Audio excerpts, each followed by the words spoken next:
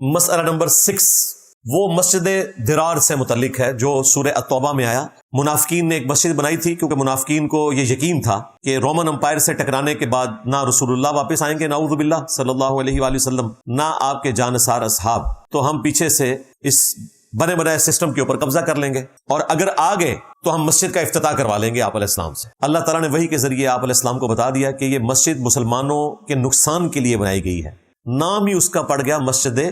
درار،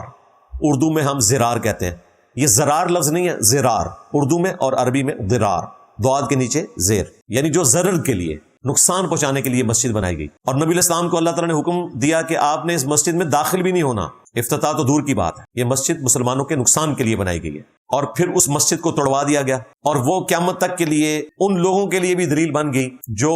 دوسرے فرقوں کی مسجدوں کو اچھا نہیں سمجھتے، تو وہ ٹرم ان کے لیے مسجد درار استعمال کرتے ہیں۔ انڈیا میں جب تبلیغی جماعت کے 2 ٹکڑے ہوئے تو ایک پارٹی نے اپنی الگ مسجد بنائی، تو انہوں نے اس مسجد کو مسجد درار کہنا شروع کر دیا، جو دوسری جماعت کے لوگ تھے، فرقہ بھی ایک دیوبندی، صرف تبلیغی جماعت کے 2 ٹکڑے ہونے کے اوپر منافقین کی مسجد کے ساتھ تشبیہ دے دی۔ اور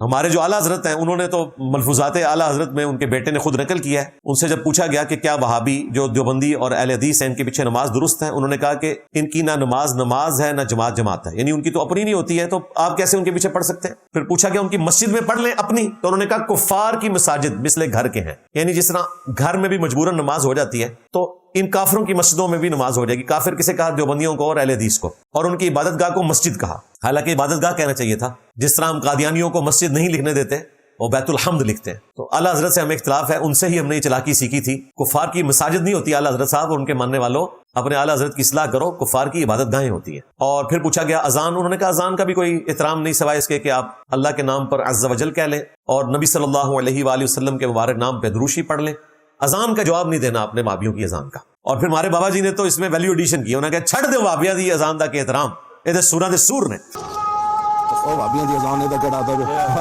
یہ تو سور دے سور ہیں۔ چلو، تو یہ بابا جی نے جو کچھ کہا وہ اعلیٰ حضرت کی تعلیمات کے مطابق کہا، قرآن و سنت کے مطابق نہیں۔ تو یہ ذکر کرنا یہاں پہ ضروری تھا، اس لیے میں نے